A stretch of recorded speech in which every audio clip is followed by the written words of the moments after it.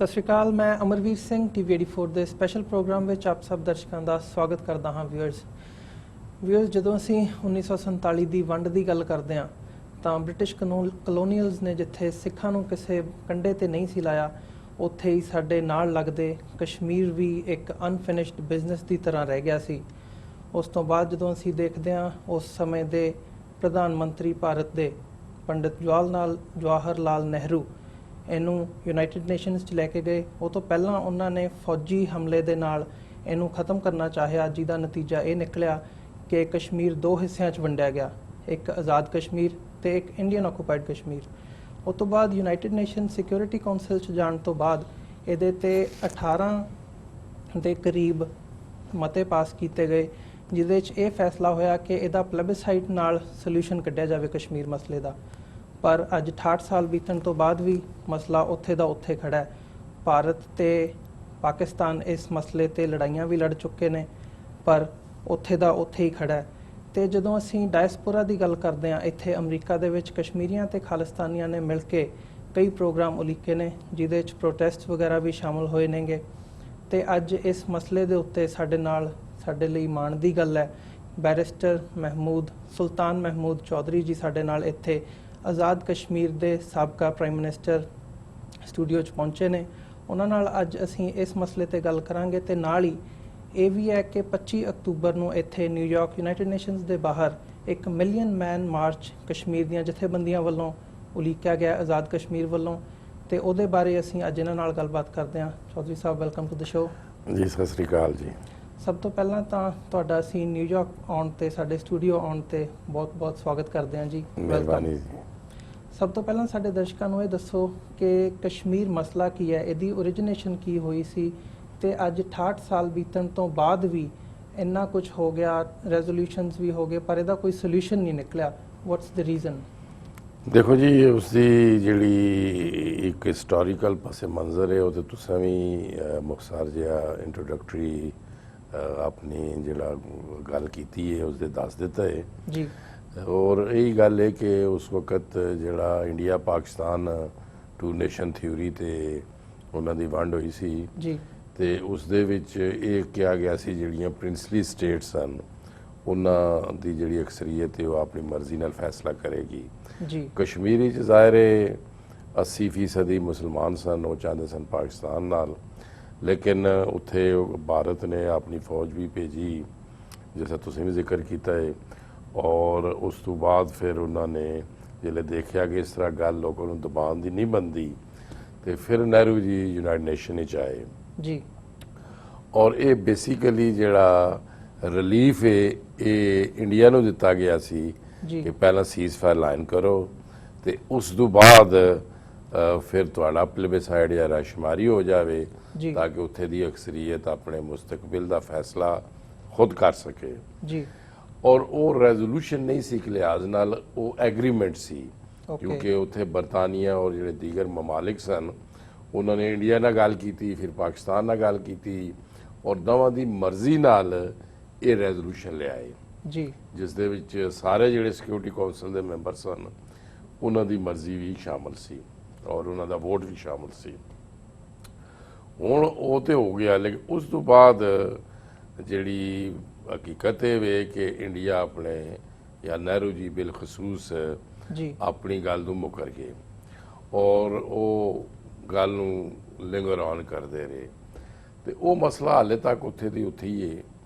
ਔਰ ਬੇਸ਼ੁਮਾਰ ਉਸ ਤੋਂ ਬਾਅਦ ਵੀ ਰੈਜ਼ੋਲੂਸ਼ਨ ਪਾਸ ਹੋਏ ਯੂਨਾਈਟਡ ਨੇਸ਼ਨ ਦੇ ਜੀ, ਇੰਟਰਨੈਸ਼ਨਲ ਫੋਰਮਸ ਤੇ ਵੀ ਗੱਲ ਹੁੰਦੀ ਰਹੀ, ਲੇਕਿਨ ਮੇਰਾ ਖਿਆਲ ਹੈ ਕਿ ਇੱਕ ਤੇ ਉਸ ਦੇ ਵਿੱਚ ਸਬਬ ਇਹ ਬਣਿਆ ਕਿ ਇੰਡੀਆ ਜ਼ਰਾ ਸਿਆਸੀ ਤੌਰ ਤੇ ਇਸਤਕਾਮ ਥੋੜਾ ਜਿਹਾ ਪਕੜਦਾ ਗਿਆ ਜੀ। ਪਾਕਿਸਤਾਨ ਵਿੱਚ ਮੁਖਤਲਿਫ ਫੌਜੀ ਹੁਕੂਮਤਾਂ ਵੀ ਆਉਂਦੀਆਂ ਰਹੀਆਂ, ਕੋਈ ਸਿਆਸੀ ਅਦਮ ਇਸਤਕਾਮ ਥੋੜਾ ਜਿਹਾ ਹੋ ਗਿਆ, ਜਿਸ ਦਾ ਨਤੀਜਾ ਇਹ ਨਿਕਲਿਆ ਜਿਹੜਾ ਕਿ ਵਜ਼ੀਰ ਆਜ਼ਮ ਮੋਦੀ ਨੇ ਹੁਣ ਢਾਕਾ ਜਾ ਕੇ ਕਿਹਾ ਕਿ ਅਸੀਂ ਭਾਰਤੀ ਫੌਜ ਨੇ ਮੁਕਤੀ ਬਾਣੀ ਨਾਲ ਮਿਲ ਕੇ ਤੇ ਮਸ਼ਕੀ ਪਾਕਿਸਤਾਨ ਨੂੰ ਬੰਗਲਾਦੇਸ਼ ਬਣਾਇਆ ਸੀ। ਪਾਕਿਸਤਾਨ ਦੇ ਇਸ ਤਰ੍ਹਾਂ ਦੋ ਟੋਟੇ ਵੀ ਹੋ ਗਏ, ਤੇ ਇਸ ਲਿਹਾਜ਼ ਨਾਲ ਕੋਈ ਉਸ ਤਰ੍ਹਾਂ ਇੰਟਰਨੈਸ਼ਨਲ ਫੋਰਮ ਤੇ ਉਤਨੀ ਕੋਸ਼ਿਸ਼ ਨਹੀਂ ਹੋ ਸਕੀ। ਦੂਸਰਾ, ਯੂਨਾਈਟਡ ਨੇਸ਼ਨ ਦਾ ਜਿਹੜਾ ਰੋਲ ਹੈ ਉਹ ਵੀ ਕੋਈ ਡਬਲ ਸਟੈਂਡਰਡ ਇਰਾਕ ਅਫਗਾਨਿਸਤਾਨ ਤੇ ਇਹਨਾਂ ਨੇ ਜੰਗ ਵੀ ਠੋਸ ਦਿੱਤੀ ਜੀ ਲੇਕਿਨ ਜਿਹੜੇ ਆਲਰੇਡੀ ਰੈਜ਼ੋਲੂਸ਼ਨਸ ਉੱਥੇ ਹਨ ਮਸਲਾ ਕਸ਼ਮੀਰ ਦਾ ਉਸਦੇ ਤੇ ਕੋਈ ਪੇਸ਼ਰਫਤ ਨਹੀਂ। ਉਹਨਾਂ ਨੂੰ ਮਿਲੋ ਤੇ ਕਹਿੰਦੇ ਨੇ ਜੀ ਇਹ UN ਦੇ ਏਜੰਡੇ ਤੇ ਵੀ ਹੈ, ਜਿਹੜੇ ਰੈਜ਼ੋਲੂਸ਼ਨ ਹਨ ਉਹ ਵੀ ਵੈਲਿਡ ਹਨ, ਅੱਗੇ ਇਹ ਤੁਰ ਕੇ ਗੱਲ ਹੀ ਕੋਈ ਨਹੀਂ ਕਰਦੇ ਪਏ। ਤੇ ਅਸਾਂ ਹੁਣ ਇਸੇ ਖਾਤਰ ਇਹਨਾਂ ਨੂੰ ਯਾਦ ਦਿਲਾ ਰਹੇ ਹਾਂ, ਅਸੀਂ ਮਿਲਦੇ ਵੀ ਹਾਂ ਔਰ ਅਸੀਂ ਆਪਣਾ ਮੌਕਾ ਵੀ ਪੇਸ਼ ਕਰ ਰਹੇ ਹਾਂ ਕਿ ਇਨਸ਼ਾਅੱਲਾ 5 ਅਕਤੂਬਰ ਨੂੰ ਅਸੀਂ ਮਿਲੀਅਨ ਮਾਰਚ ਵੀ ਜਿਸ ਤਰ੍ਹਾਂ ਤੁਸੀਂ ਜ਼ਿਕਰ ਕੀਤਾ ਇੱਥੇ ਕਰ ਰਹੇ ਹਾਂ ਯੂਨਾਈਟਡ ਨੇਸ਼ਨ ਦੇ ਸਾਹਮਣੇ। ਇਹਦਾ ਪਰ ਤੁਸੀਂ ਫਿਰ ਇਹਦਾ ਸੋਲੂਸ਼ਨ ਕਿਵੇਂ ਦੇਖਦੇ ਹੋ? ਮਤਲਬ ਇੰਨਾ ਟਾਈਮ ਹੋ ਗਿਆ, 68 ਸਾਲ ਲੰਘ ਗਏ ਨੇ, ਪਰ ਐਟ ਦ ਸੇਮ ਟਾਈਮ ਰੈਜ਼ੋਲੂਸ਼ਨਸ ਵੀ ਹੋਏ ਨੇ। ਹੁਣ ਕਸ਼ਮੀਰ 2 ਹਿੱਸਿਆਂ 'ਚ ਵੰਡਿਆ ਹੋਇਆ ਹੈ, ਇੱਧਰ ਵੀ ਧਿਰਾਂ ਹੈਗੀਆਂ ਨੇ, ਹੁਰੀਅਤ ਕਾਨਫਰੰਸ ਹੈਗੀ ਹੈ ਜਿਨ੍ਹਾਂ ਦਾ ਲੇਟਲੀ ਗਿਲਾਨੀ ਸਾਹਿਬ ਦਾ ਹਜੇ ਕੱਲ੍ਹ ਹੀ ਬਿਆਨ ਆਇਆ ਸੀ ਕਿ ਇੱਥੇ ਜਿਹੜਾ ਮਾਰਚ ਹੋ ਰਿਹਾ ਨਿਊਯਾਰਕ ਉੱਥੇ ਵੱਧ ਚੜ੍ਹ ਕੇ ਸਾਰੇ ਪਹੁੰਚਣ। But at the same time ਇਹਦੇ ਤੋਂ ਮਤਲਬ ਤੁਸੀਂ ਯੂਨਾਈਟਿਡ ਨੇਸ਼ਨਸ ਨੂੰ ਕਸੂਰਵਾਰ ਠਹਿਰਾਉਂਦੇ ਹੋ, ਇੰਡੀਆ ਨੂੰ ਠਹਿਰਾਉਂਦੇ ਹੋ ਜਾਂ ਪਾਕਿਸਤਾਨ ਨੂੰ ਠਹਿਰਾਉਂਦੇ ਹੋ? ਦੇਖੋ ਜੀ, ਮੈਂ ਜਿਹੜੀ ਗੱਲ ਕੀਤੀ ਹੈ ਉਹ ਮੈਂ ਸਮਰਾਈਜ਼ ਕਰ ਦਿੰਦਾ ਕਿ ਇਹ ਯੂਨਾਈਟਿਡ ਨੇਸ਼ਨ ਦੀ ਇਨਫੈਕਟਿਵਨੈਸ ਜੀ, ਇੰਡੀਆ ਦੀ ਅਬਡੋਰੇਸੀ ਜਾਂ ਸਾਜ਼ਿਸ਼ਾਂ ਔਰ ਪਾਕਿਸਤਾਨ ਦਾ ਅਦਮ ਇਸਤਕਾਮ ਜੀ, ਇਹ ਤਰ੍ਹਾਂ ਦਾ ਇੱਕ ਲਫ਼ਜ਼ ਵਿੱਚ ਮੈਂ ਗੱਲ ਕਰ ਦਿੱਤੀ ਹੈ ਜਿਸ ਦੀ ਵਜ੍ਹਾ ਤੋਂ। ਲੇਕਿਨ ਇਹ ਜ਼ਹਿਨ 'ਚ ਰੱਖੋ ਤਾਰੀਖਾਂ ਲਈ 100 ਸਾਲ ਵੀ ਲੱਗ ਜਾਂਦੇ ਨੇ ਔਰ ਮਕਬੂਜ਼ਾ ਕਸ਼ਮੀਰ ਦੀ ਤਾਰੀਖ ਵਕਤ ਦੇ ਨਾਲ ਨਾਲ ਤੇਜ਼ ਹੁੰਦੀ ਗਈ ਹੈ ਜੀ। ਅਗਰਚੇ 9/11 ਤੋਂ ਬਾਅਦ ਕਸ਼ਮੀਰੀਆਂ ਨੇ ਬੰਦੂਕ ਨੀਚੇ ਰੱਖੀ ਸੀ ਜੀ, ਉਹ ਇਸ ਵਜ੍ਹਾ ਤੋਂ ਰੱਖੀ ਸੀ ਕਿ 9/11 ਤੋਂ ਬਾਅਦ ਜਿਤਨੀਆਂ ਵੀ ਦੁਨੀਆ ਵਿੱਚ ਆਜ਼ਾਦੀ ਦੀਆਂ ਤਹਿਰੀਕਾਂ ਸਨ ਉਹਨਾਂ ਨੂੰ ਮੁਨਸਲਿਕ ਕਰ ਜਾਂਦਾ ਸੀ ਦਹਿਸ਼ਤਗਰਦੀ ਨਾਲ, ਟੈਰਰਿਜ਼ਮ ਦੇ ਖਾਤਰ। ਔਰ ਮੇਰਾ ਖਿਆਲ ਹੈ ਤੁਹਾਡੀ ਖਾਲਿਸਤਾਨ ਦੀ ਵੀ ਇਸੇ ਵਜ੍ਹਾ ਤੋਂ ਥੋੜਾ ਜਿਹਾ ਤੁਸੀਂ ਵੀ ਆਰਾਮ ਨਾਲ ਚੱਲੇ ਹੋ। ਮੇਰਾ ਖਿਆਲ ਹੈ ਅਕਲਮੰਦੀ ਦਾ ਤਕਾਜ਼ਾ ਸੀ ਇਹ, ਕਿਉਂਕਿ ਉਸ ਵੇਲੇ ਹਾਲਾਤ ਨਹੀਂ ਸਨ ਜੀ। ਲੇਕਿਨ ਹੁਣ ਉਸ ਗੱਲ ਨੂੰ ਵੀ 14 ਸਾਲ ਹੋ ਗਏ ਨੇ, ਲਿਹਾਜ਼ਾ ਹੁਣ ਫਰਸਟ੍ਰੇਟਡ ਕਸ਼ਮੀਰੀਨ ਜਿਹੜੇ ਉਹ ਦੁਬਾਰਾ ਉਹਨਾਂ ਨੇ ਹੁਣ ਜਮਹੂਰੀ ਤਹਿਰੀਕ ਸਟਾਰਟ ਕੀਤੀ ਹੈ ਜੀ। ਜਮਹੂਰੀ ਤਹਿਰੀਕ ਤੋਂ ਮੁਰਾਦ ਇਹ ਹੁੰਦੀ ਹੈ ਡੈਮੋਨਸਟ੍ਰੇਸ਼ਨਸ, ਸਟ੍ਰਾਈਕਸ, ਤਕਰੀਰਾਂ, ਮਜਮੇ, ਮੁਜ਼ਾਹਰੇ, ਇਹ ਉੱਥੇ ਸ਼ੁਰੂ ਹੋਏ ਜੀ।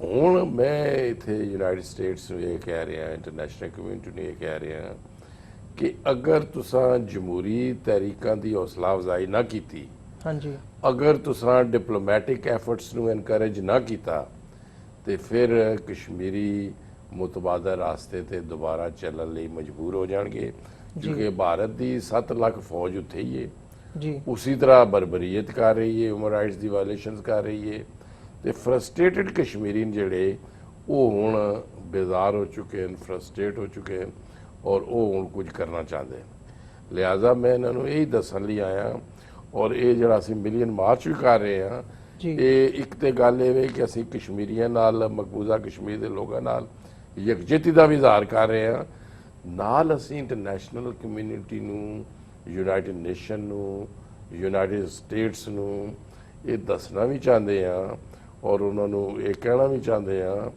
ਕਿ ਅਗਰ ਤੁਸੀਂ ਇਹ ਜਮਹੂਰੀ ਤਹਿਰੀਕਾਂ ਦੀ ਨਾ ਕੀਤੀ ਤੇ ਮੁਤਬਾਦਲ ਰਾਸਤਾ ਹੋਇਆ ਤੇ ਫਿਰ ਕੋਈ ਵੀ ਸਮਾਲ ਇਨਸੀਡੈਂਟ ਔਰ ਐਕਸੀਡੈਂਟ ਇੱਕ ਬੜੀ ਜੰਗ ਦਾ ਪੇਸ਼ਖੈਮਾ ਸਾਬਤ ਹੋ ਸਕਦਾ ਹੈ ਜੀ। ਔਰ ਅਗਰ ਬੜੀ ਜੰਗ ਹੋਈ ਤੇ ਇੰਡੀਆ ਪਾਕਿਸਤਾਨ ਦੋਏ ਨਿਊਕਲੀਅਰ ਪਾਵਰਸ ਹਨ।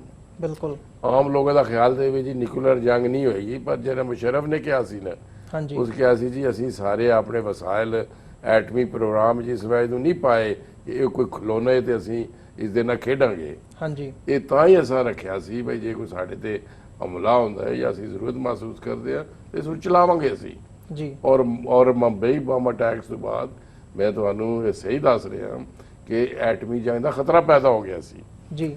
ਅਸਾਂ ਇਹ ਦੁਨੀਆ ਨੂੰ ਐਜੂਕੇਟ ਕਰਨ ਲਈ ਮਿਲੀਅਨ ਮਾਰਚ ਰੱਖੇ ਕਿ ਅਗਰ ਮਸਲਾ ਕਸ਼ਮੀਰ ਹੱਲ ਨਹੀਂ ਹੁੰਦਾ, ਅਗਰ ਉਸ ਖਿੱਤੇ 'ਚ ਅਮਨ ਨਹੀਂ ਹੁੰਦਾ ਤੇ ਇੱਕ ਐਟਮੀ ਜੰਗ ਸ਼ੁਰੂ ਹੋ ਸਕਦੀ ਹੈ ਔਰ ਇਹ ਨਹੀਂ ਕਿ ਉਹ ਸਿਰਫ ਇੰਡੀਆ ਪਾਕਿਸਤਾਨ ਦੀ ਤਬਾਹੀ ਹੋਏਗੀ, ਉਹ ਪੂਰੀ ਦੁਨੀਆ ਨੂੰ ਤਬਾਹੀ ਦੀ ਲਪੇਟ ਹੀ ਲੈ ਸਕਦਾ ਫਿਰ। ਲਿਹਾਜ਼ਾ ਇਹ ਏਜੰਸੀ ਲਈ ਅਸੀਂ ਇਹ ਕੋਸ਼ਿਸ਼ਾਂ ਕਰ ਰਹੇ ਹਾਂ ਔਰ ਇਹਨਾਂ ਸਾਰਿਆਂ ਨੂੰ ਦੱਸ ਰਹੇ ਹਾਂ ਕਿ ਤੁਸੀਂ ਸਾਡੀ ਮਦਦ ਕਰੋ ਔਰ ਮਸਲਾ ਕਸ਼ਮੀਰ ਹੱਲ, ਔਰ ਉੱਥੇ ਦਾ ਕੋਰ ਇਸ਼ੂ ਵੀ ਕਸ਼ਮੀਰ ਹੈ। ਇਹ ਮਸਲਾ ਅਫਗਾਨਿਸਤਾਨ ਕਿਉਂ ਨਹੀਂ ਹੱਲ ਹੋ ਰਿਹਾ? ਓਬਾਮਾ ਨੇ 2 ਦਿਨ ਪਹਿਲਾਂ ਵੀ ਕਿਹਾ कि जी मसला कश्मीर हल नहीं हो रहा, और उसने कहा कि जी मसला अफगानिस्तान भी हल नहीं हो रहा तो असी फौजा वापस नहीं बुलावांगे। जी वो इस वजह नहीं हो रहा कि वो मसला हल होएगा जिसले इंडिया पाकिस्तान एक पेज ते होंगे, राइट। और जब तक मसला कश्मीर है, एक पेज ते होना नहीं होना। लिहाजा ਅਸੀਂ ਇਹਨਾਂ ਨੂੰ ਇਹ ਦੱਸ ਰਹੇ ਹਾਂ ਕਿ ਇੱਕ ਹੋਰ ਇਸ਼ੂ ਹੈ, ਇਸ ਨੂੰ ਤੁਸੀਂ ਹੱਲ ਕਰੋ। ਤੁਸੀਂ 2/3 ਵਰਲਡ ਦੀਆਂ ਐਟਮੀ ਤਾਕਤ ਨੂੰ ਆਪਣੇ ਹਾਲ ਤੇ ਨਾ ਛੱਡੋ। जी और ये वाकई सही गल है कि American are very concern about it, और वो अगर चाहे खुल के नहीं कहते बाज का तो गल काउंटर प्रोडक्टिव ही हो रही है। लेकिन मेरा ख्याल है कि पाकिस्तानी डेलीगेशन वजीर आजम नवाज शरीफ की क्यादत च आ रहे जी और उस दे विच 1-2 दिन तक आ रहे, और ओबामा नाल उन्होंने भी फ्रैंकली गल करनी है। और ये मिलियन मार्च भी जिथे असी इंटरनेशनल कम्यूनिटी ਨੂੰ ਦੱਸਣਾ ਚਾਹੁੰਦੇ ਹਾਂ, ਇਸ ਦੀਆਂ ਮਲਟੀ ਡਾਇਮੈਂਸ਼ਨਲ ਇਫੈਕਟ ਹੋਏਗਾ। ਜੀ। ਇਹ ਨਵਾਜ਼ ਸ਼ਰੀਫ ਹੋਰਾਂ ਤੇ ਵੀ ਪ੍ਰੈਸ਼ਰ ਹੋਏਗਾ ਕਿ ਬਾਹਰ ਦੇ ਪਾਕਿਸਤਾਨੀ ਕਸ਼ਮੀਰੀ ਕੀ ਚਾਹੁੰਦੇ ਨੇ। ਲਿਹਾਜ਼ਾ ਦੋ ਟੋਕ ਅਲਫਾਜ਼ ਨਾਲ ਗੱਲ ਕਰੋ, ਡੋਂਟ ਬੀ ਅਪੋਲੋਜੈਟਿਕ। ਸਾਡਾ ਕਾਸ ਸਹੀ ਹੈ, ਸਾਨੂੰ ਡਟ ਕੇ ਗੱਲ ਕਰਨੀ ਚਾਹੀਦੀ ਹੈ। ਤੇ ਜਿਹੜਾ ਮਤਲਬ ਇਹ ਤੁਸੀਂ ਮਿਲੀਅਨ ਮਾਰਚ ਦੀ ਗੱਲ ਕੀਤੀ ਹੈ, ਮਿਲੀਅਨ ਮੈਨ ਮਾਰਚ ਦੀ, ਇਹ ਤੁਸੀਂ ਪਹਿਲਾਂ ਲੰਡਨ ਕੀਤਾ ਸੀਗਾ, ਜਿਹੜਾ ਫਰਸਟ ਮਿਲੀਅਨ ਮੈਨ ਮਾਰਚ ਕੀਤਾ ਸੀ।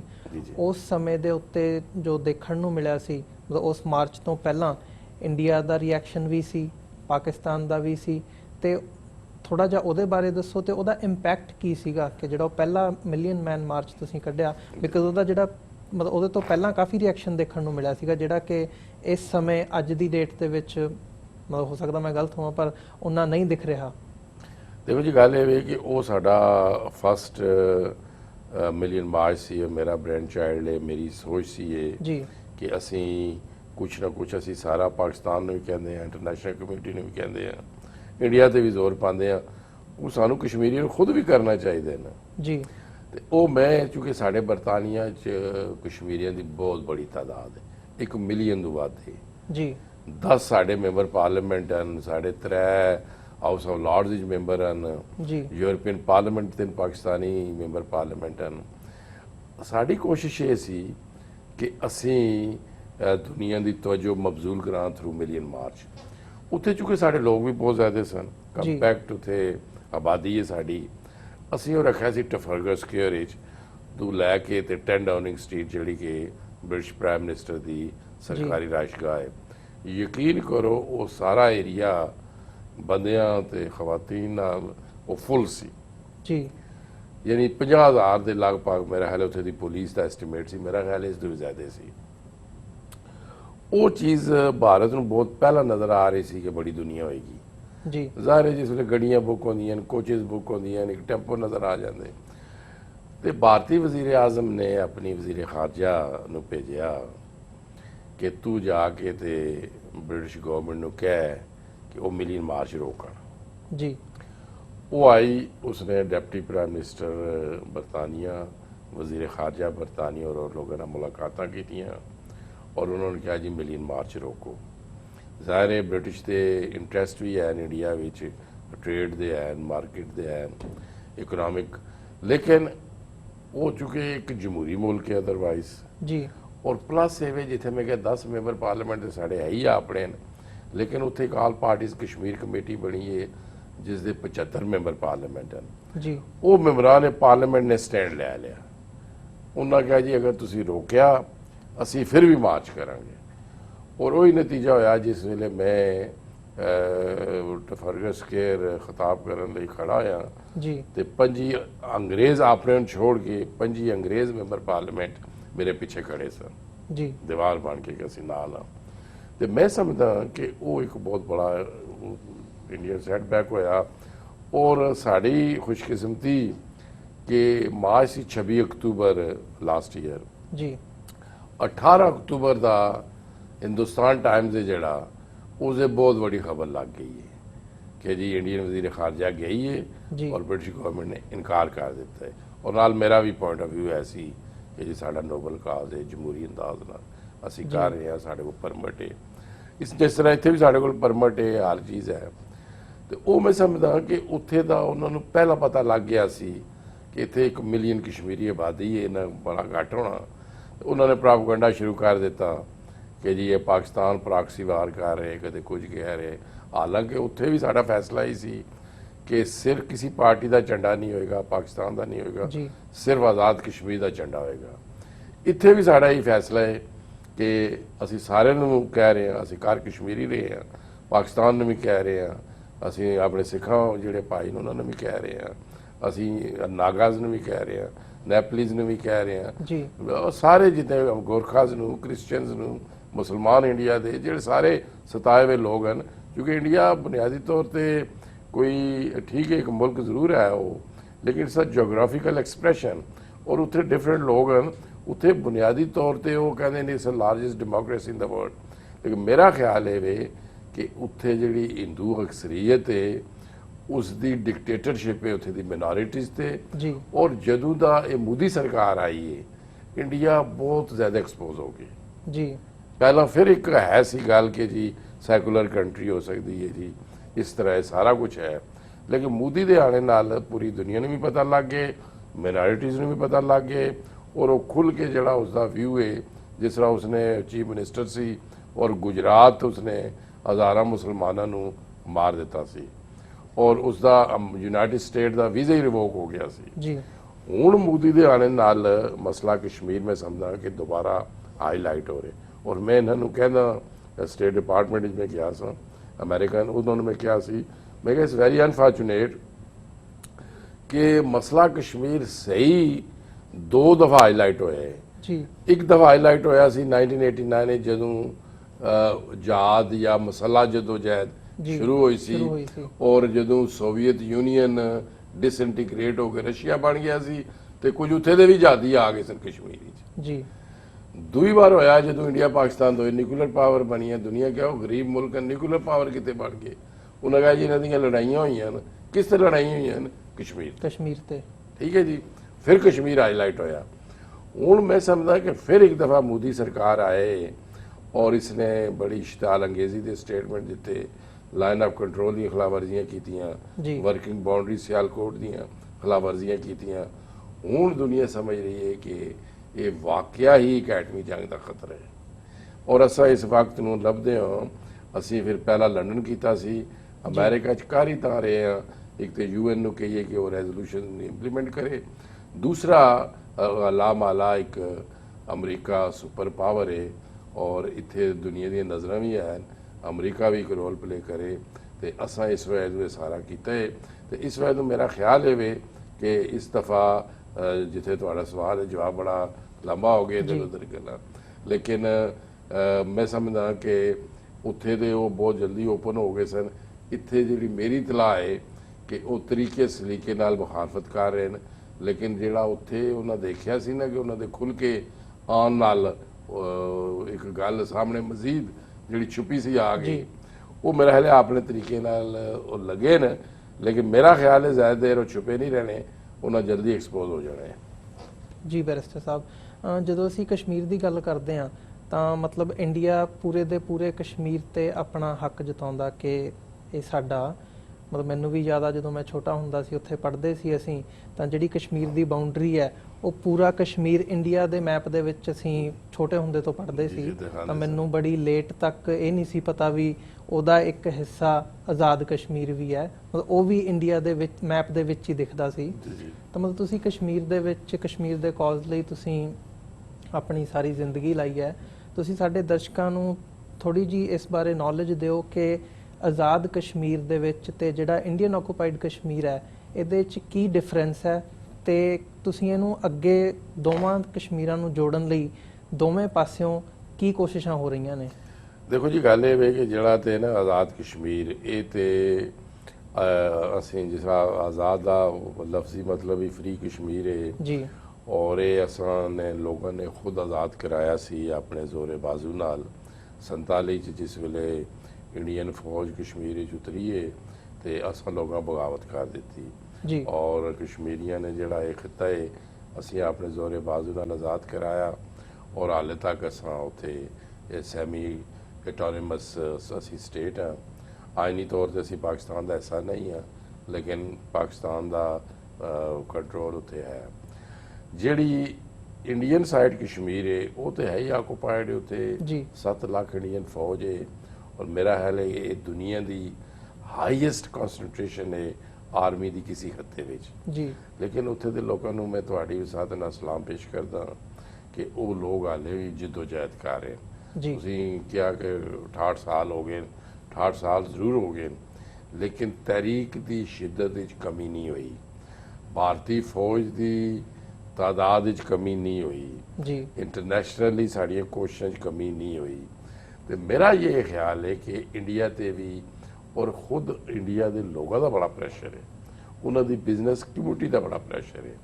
ਉਹ ਇੰਡੀਆ ਨੂੰ ਕਹਿੰਦੇ ਨੇ ਕਿ ਅਸੀਂ ਸੈਂਟਰਲ ਏਸ਼ੀਆ ਨਾਲ ਟ੍ਰੇਡ ਕਰਨਾ ਚਾਹੁੰਦੇ ਹਾਂ। ਉਹ ਟ੍ਰੇਡ ਤਾਂ ਹੋ ਸਕਦੀ ਜੇ ਪਾਕਿਸਤਾਨ 'ਚ ਗੁਜ਼ਰ ਕੇ ਜਾਣਗੇ ਤਾਂ ਹੋਏਗੀ, ਜੀ ਉਹ ਨਹੀਂ ਜਾਣਗੇ ਤਾਂ ਟ੍ਰੇਡ ਹੀ ਨਹੀਂ ਹੋਏਗੀ। ਲਿਹਾਜ਼ਾ ਉਹਨਾਂ ਦਾ ਵੀ ਪ੍ਰੈਸ਼ਰ ਇੰਟਰਨਲ ਵੀ ਇੰਡੀਆ ਤੇ ਹੈ, ਐਕਸਟਰਨਲ ਵੀ ਹੈ ਕਿ ਐਟਮੀ ਜੰਗ ਨਾ ਹੋ ਜਾਵੇ।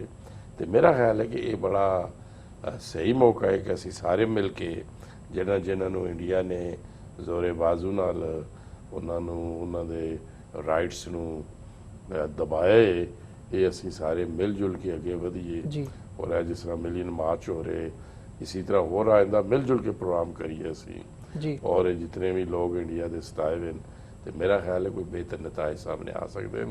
और कश्मीर का तुसी पूछे कि फ़र्क की है, वो तो it's like a military cantonment जी। जरा आज़ाद कश्मीर है साड़ा उत्थे सिस्टम है, एक सियासी सिस्टम है, लोग आज़ाद हैं और असी उसनों बेसिकली कहते हैं कि आज़ादी का बेस कैंप है जी, उतों असी तहरीक आज़ादी को मुनज़म करना है जी। और इसी वजह मैं अपनी जिम्मेदारी समझते हो मिले मार्च की गल कर रहे हैं, सफारती सतह पर मिलने की कोशिशें कर रहे हैं, स्टेटमेंट जाने की गल करता जी। स्टेट डिपार्टमेंट, इसी तरह मैं यूरोपियन पार्लियामेंट बहुत फ्रीकुएंटली जाता और उन्होंने हिमायत भी सानू हासिल है। और भी जिथे जिथे होंगे मैं ईवन जापान तक गया और दीगर मुल्कों में भी मैं जाता ताकि असी दुनिया को समझा सके कि साडा इशू की है, राइट असी सिर्फ राइट ऑफ सेल्फ डिटरमिनेशन मंगते हैं जी। ਜਦੋਂ ਤੁਸੀਂ ਇਹਨੂੰ ਖਾਲਿਸਤਾਨ ਦੀ ਤਹਿਰੀਕ ਨਾਲ ਜੋੜ ਕੇ ਦੇਖਦੇ ਹੋ ਤੇ ਕਸ਼ਮੀਰ ਦੀ ਤਹਿਰੀਕ ਨੂੰ ਦੇਖਦੇ ਹੋਗੇ ਤਾਂ ਮਤਲਬ ਇਸੇ ਦੇ ਸਬੰਧ ਦੇ ਵਿੱਚ ਲੇਟਲੀ ਤੁਸੀਂ ਇੱਥੇ ਸਿੱਖ ਡੈਲੀਗੇਸ਼ਨ ਨਾਲ ਵੀ ਮੀਟਿੰਗ ਕੀਤੀ ਸੀ। ਮਤਲਬ ਤੁਸੀਂ ਦੋਵੇਂ ਤਹਿਰੀਕਾਂ ਨੂੰ ਜਦੋਂ ਇਕੱਠਿਆਂ ਜੋੜ ਕੇ ਦੇਖਦੇ ਹੋ ਤਾਂ ਤੁਸੀਂ ਕੀ ਕੋਈ ਪਲੇਟਫਾਰਮ ਉਸਰਦਾ ਦੇਖਦੇ ਹੋ ਤੇ ਆਉਣ ਵਾਲੇ ਸਮੇਂ ਦੇ ਵਿੱਚ ਇਹਦੇ ਤੋਂ ਕੀ ਆਊਟਕਮ ਦੇਖਦੇ ਹੋ? देखो जी गल ये वे कि असी साडा इंडिया ने कश्मीरियों भी दबाए और कश्मीरियों की भी जिदोजहद 68 साल तो चल ही रही है, कदे नरम गर्म तरीक़ा च लगा रहा है। इसी तरह खालिस्तान की भी तहरीक शुरू तो चल रही है, नरम गर्म लगा रहा है। पिछला कुछ ऐसा मैं क्या कुछ असी भी खालिस्तान वाले भी दानिस्ता तौर पर भी 9/11 तो बाद थोड़ा जिहा असीं कीता सी भाई एक अपॉर्चुनिटी दिओ इंटरनेशनल कमेटी नूं भी इंडिया नूं भी कि शायद कोई बेहतरी आ सके, लेकिन बेहतरी नहीं आई। तो कश्मीरियों ने भी जमहूरी तहरीक शुरू की है, खालिस्तान की भी तहरीक मैं देख रहा कम अज़ कम इंटरनेशनली बड़ी रिवाइव हो रही है दिन ब दिन। तो मैं चाहता कि सानू दोवां नूं मिल के बाज़ जगह तुहाडा बहुत ज़्यादा असर है, बाज़ जगह साढ़े कश्मीरी जिस तरह कि मैं क्या इंग्लैंड ही साढ़ा 1 मिलियन कश्मीरी वोटर है, 10 मैंबर पार्लियामेंट हैं साढ़े, तो जद साढ़ा काज एको ही है और दुश्मन साढ़ा एको ही है जिहड़ा सानू ख़त्म करना चाहता है, सानू थां मारना चाहता है। तो मैं समझदा कि इतने बगैरत असी नहीं होने चाहिए कि उसकी असी दौंस विच आ जाइए, सानू रिएक्ट करना चाहिए और असी डिप्लोमैटिकली जो रिएक्ट कर रहे हैं ये जारी रखना चाहिए। और फिर अगर उस तो भी ज़्यादा गल वधी है तो फिर अगर वो इंसानी हकूक की पामाली पंजाब विच भी कर रहे, खालिस्तान वाले साथियों भी दबा रहे, आल पार्टी हुर्रियत कॉन्फ्रेंस में भी वो दबा रहे, तो मैं समझदा कि मज़ामती तहरीक तो चलाने को हरज नहीं। ये तो मैं समझदा कि दुनिया के हर कानून इवन यूनाइटेड नेशन में जायज़ है कि if there are occupied forces उन्होंने खिलाफ लड़ते हो, that is not a terrorism, वो जहाद है, वो तुसीं अपने हक लई लड़ते हो। तो मैं समझदा कि सानू अपनियां कोशिशां ये वधाणियां चाहिदियां इंटरनेशनल डिप्लोमैट्स नूं, क्योंकि कोई भी तहरीक उदों तक कामयाब नहीं होंदी जब तक उसके पिछे तुहानू डिप्लोमैटिक सपोर्ट ना होवे, इंटरनेशनल सपोर्ट ना होवे। जिस तरह पहला रोडेजिया ਜ਼ਿੰਬਾਬਵੇ ਬਣਿਆ, ਸਾਊਥ ਅਫਰੀਕਾ ਦੀ ਤਹਿਰੀਕ ਸੀ। ਪਹਿਲਾਂ ਉਹ ਕਹਿੰਦੇ ਸਨ ਜੀ ਕਿ ਇਹ ਟੈਰਰਿਸਟ ਹਨ, ਇਹ ਉਹ ਕਾਲਨ ਜਿਹੜੇ ਇਹ ਕਰ ਰਹੇ। ਬਾਅਦ ਜਿਹੜੇ ਦੁਨੀਆ ਦੀ ਹਮਾਇਤ ਹਾਸਲ ਹੋਈ ਉਹੀ ਤਹਿਰੀਕਾਂ ਫਰੀडम ਸਟਰਗਲਸ ਹੋ ਗਈਆਂ ਜੀ। ਤੇ ਸਾਡੀਆਂ ਵੀ ਬੇਸਿਕਲੀ ਹੈ ਫਰੀडम ਸਟਰਗਲ ਸੀ। ਤੇ ਇਹਨਾਂ ਨੂੰ ਜਿਹੜੇ ਦੁਨੀਆ ਦੀ ਹਮਾਇਤ ਹਾਸਲ ਹੋਏਗੀ ਤੇ ਮੈਂ ਇਹ ਸਮਝਦਾ ਕਿ ਇਹ ਬਿਹਤਰੀਨ ਮੌਕਾ ਹੋਣ ਕਿ ਅਸੀਂ ਆਪਸ ਵਿੱਚ ਮਿਲ ਕੇ ਚੱਲੀਏ ਔਰ ਅਸੀਂ ਇੱਕ ਦੂਜੇ ਦੀ ਸਪੋਰਟ ਕਰੀਏ, ਪਾਰਲੀਮੈਂਟਸ ਵਿੱਚ ਵੀ ਕਰੀਏ, ਇੰਟਰਨੈਸ਼ਨਲ ਫੋਰਮ ਤੇ ਵੀ ਕਰੀਏ, ਅਵਾਮੀ ਸਤਹ ਤੇ ਵੀ ਕਰੀਏ। ਔਰ ਮੈਂ ਸਮਝਦਾ ਕਿ ਮੈਂ ਇसी ਵਜ੍ਹਾ ਨੂੰ ਮਿਲੀਅਨ ਮਾਰਚ ਵਿੱਚ ਵੀ ਡਾਕਟਰ ਅਮਰਜੀਤ ਸਿੰਘ ਔਰ ਦੀਗਰ ਸਾਥੀਆਂ ਨੂੰ ਵੀ ਮੁਲਾਕਾਤ ਕਰਕੇ ਕਿ ਉਹ ਇਸ ਮਿਲੀਅਨ ਮਾਰਚ ਸਾਡੇ ਪੇਸ਼ ਆਵਣ ਤਾਂ ਕਿ ਮੈਸੇਜ ਚਲਾ ਜਾਏ ਕਿ ਸਿੱਖ ਔਰ ਕਸ਼ਮੀਰੀ ਇਕੱਠੇ ਹੋ ਗਏ। ਇਸੇ ਸਬੰਧ ਦੇ ਵਿੱਚ ਸਾਡੇ ਦਰਸ਼ਕਾਂ ਨੂੰ ਕੋਈ ਮੈਸੇਜ ਦੇਣਾ ਚਾਹੋਗੇ? ਇਹੀ ਮੈਸੇਜ ਹੈ ਜੀ ਕਿ ਅਸੀਂ ਜਿੱਥੇ ਕਸ਼ਮੀਰ ਦੀ ਆਜ਼ਾਦੀ ਦੀ ਕੋਸ਼ਿਸ਼ ਕਰ ਰਹੇ ਹਾਂ, ਜਿੱਦੋ-ਜਹਿਦ ਕਰ ਰਹੇ ਹਾਂ, ਮੈਂ ਖਾਲਿਸਤਾਨ ਦੇ ਦੋਸਤਾਂ ਨੂੰ, ਮੈਂ ਪੰਜਾਬ ਦੇ ਜਿਹੜਾ ਇੰਡੀਅਨ ਪੰਜਾਬ ਦਾ ਉੱਥੇ ਆਪਣਾ ਕਬਜ਼ਾ ਹੈ ਉਸ ਦੀ ਵੀ ਮਜ਼ਮਤ ਕਰਦਾ ਔਰ ਅਸੀਂ ਉਹਨਾਂ ਨੂੰ ਦੱਸਦੇ ਹਾਂ ਕਿ ਥਿੰਗਸ ਆਰ ਰਿਵਾਈਵਿੰਗ, ਅੱਛਾ ਵਕਤ ਆ ਰਿਹਾ, ਆਜ਼ਾਦੀ ਦੀਆਂ ਤਹਿਰੀਕਾਂ 'ਚ ਟਾਈਮ ਜ਼ਰੂਰ ਲੱਗਦਾ ਹੈ ਲੇਕਿਨ ਇਹ ਨਹੀਂ ਕਿ ਖਤਮ ਹੋ ਜਾਂਦੀਆਂ। ਤੇ ਮੈਂ ਉਹਨਾਂ ਨੂੰ ਵੀ ਕਹਾਂਗਾ ਕਿ ਉਹ ਵੀ ਉੱਠਣ ਔਰ ਅਸੀਂ ਇੱਥੇ ਇੰਟਰਨੈਸ਼ਨਲੀ ਡਿਪਲੋਮੈਟਿਕ ਐਫਰਟਸ ਖਾਲਿਸਤਾਨ ਦੇ ਸਾਥੀਆਂ ਦੇ ਬੜੇ ਅੱਛੇ ਜਾ ਰਹੇ ਹਨ। ਔਰ ਮੈਂ ਗਿਆ state department, American senate, Congress, ਜਿੱਥੇ ਵੀ ਗਿਆ ਉੱਥੇ ਖਾਲਿਸਤਾਨ ਦੀ ਹਮਾਇਤ ਵਿੱਚ ਇਜ਼ਾਫਾ ਹੋ ਰਿਹਾ ਹੈ। ਇਹ ਬੜੀ ਖੁਸ਼ੀ ਦੀ ਗੱਲ ਹੈ। ਇਸ ਵਜ੍ਹਾ ਤੋਂ ਮੈਂ ਸਮਝਦਾ ਕਿ ਸਾਨੂੰ ਹੁਣ ਪਰੇਸ਼ਾਨੀ ਦੀ ਬਜਾਏ ਅੱਗੇ ਵਧਣਾ ਚਾਹੀਦਾ ਹੈ। ਮੇਰਾ ਖਿਆਲ ਹੈ ਕਿ ਕਾਮਯਾਬੀ ਖਾਲਿਸਤਾਨ ਦੇ ਲੋਕਾਂ ਦਾ ਵੀ ਔਰ ਕਸ਼ਮੀਰੀਆਂ ਦਾ ਵੀ ਮੁੰਤਜ਼ਰ ਹੈ।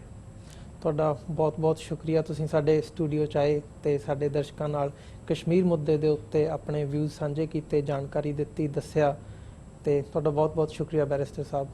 Thank you. ਤੁਹਾਡਾ ਵੀ ਬੜਾ ਮਸ਼ਕੂਰ ਹੈ ਜਿਨ੍ਹਾਂ ਨੇ ਵਕਤ ਦਿੱਤਾ। Thank you sir. ਵਿਊਅਰਸ, ਇਸੇ ਦੇ ਨਾਲ ਅਸੀਂ ਤੁਹਾਡੇ ਕੋਲੋਂ ਵੀ ਇਜਾਜ਼ਤ ਲੈਂਦੇ ਹਾਂ। ਇਸੇ ਤਰ੍ਹਾਂ ਦੇ ਕਿਸੇ ਨਵੇਂ ਮੁੱਦਿਆਂ ਦੇ ਉੱਤੇ ਨਵੇਂ ਸ਼ੋਜ਼ ਲੈ ਕੇ ਤੁਹਾਡੇ ਰੂਬਰੂ ਹੁੰਦੇ ਰਹਾਂਗੇ ਜੀ। ਤਦ ਤੱਕ ਲਈ ਸਾਨੂੰ ਦਿਓ ਆਗਿਆ। ਸਤਿ ਸ਼੍ਰੀ ਅਕਾਲ।